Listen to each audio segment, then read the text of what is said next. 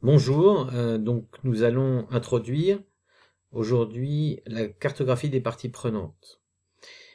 S'intéresser aux parties prenantes d'une situation, quelle qu'elle soit, que ce soit dans un bus avec les passagers et le chauffeur, à la boulangerie, dans une entreprise, dans un contrat, dans l'amorce d'un projet, c'est fondamental parce que ça permet d'avoir une vision objective de l'ensemble des éléments qui constituent la situation, et vous allez donc pouvoir caractériser, encore une fois, les rapports interpersonnels entre les personnes physiques, les personnes morales de cette situation, grâce à une bonne cartographie des parties prenantes.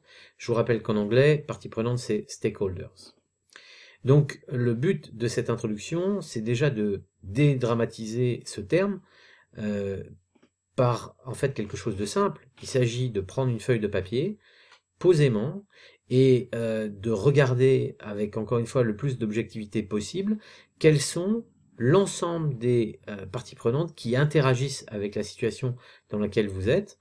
Et une fois que vous avez fait ça, vous allez être capable de catégoriser ces parties prenantes pour en dégager ce qu'on appelle les PPP, les parties prenantes pertinentes, celles à qui vous allez devoir accorder le plus d'attention. À ce stade, je voudrais d'ailleurs vous dire que les parties prenantes, ce sont deux choses. Une attente et un impact. Une attente, une partie prenante, elle a toujours une attente par rapport à la situation.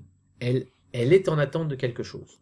Et un impact, c'est-à-dire qu'elle a un impact potentiel sur vous. Donc vous devez être prudent par rapport à cet impact, le considérer en avant, en amont. Pensez par exemple à Sun Tzu, l'art de la guerre, qui vous dit que la victoire, elle se fait par celui qui n'a pas sous-estimé son adversaire, mais aussi par celui qui va gagner sans combattre grâce à l'information préalable. Ce que je vous propose avec cette méthode, c'est précisément de disposer de l'information préalable pertinente, relevant en anglais, qui vous permet d'avoir un coup d'avance. C'est toute la démarche d'intelligence économique. Alors quand on dit disposer de l'information pertinente, ça veut dire quoi? En anglais, on dit relevant information to the right person at the right moment. C'est-à-dire la bonne information, mais qui est périssable. Une information, c'est comme un yaourt, elle a une date de péremption. Donc la bonne information, au bon moment, si vous l'avez un petit peu en décalé, ça aura non pas aucune utilité, mais disons une autre utilité. Et à la bonne personne. Il faut que ça soit vers la personne qui va pouvoir et devoir prendre une décision. Donc je répète, la bonne information, au bon moment, à la bonne personne. Et cette cartographie des parties prenantes, ça doit vous permettre d'y parvenir. Voilà.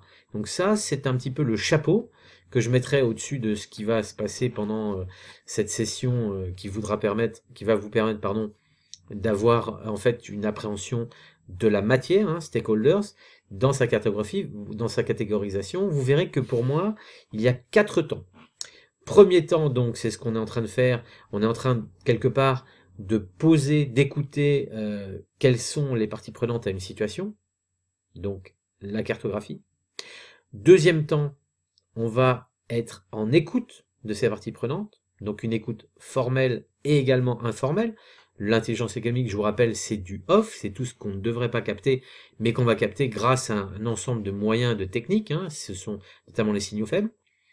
Troisième étape, on va faire du profilage, on va dresser des fiches sur chacune des parties prenantes, et tout cela en vue de la quatrième et dernière étape que nous verrons, qui s'appelle l'engagement consistant à faire venir à vous la partie prenante pour la mettre dans l'interaction, quand bien même elle n'en a pas envie.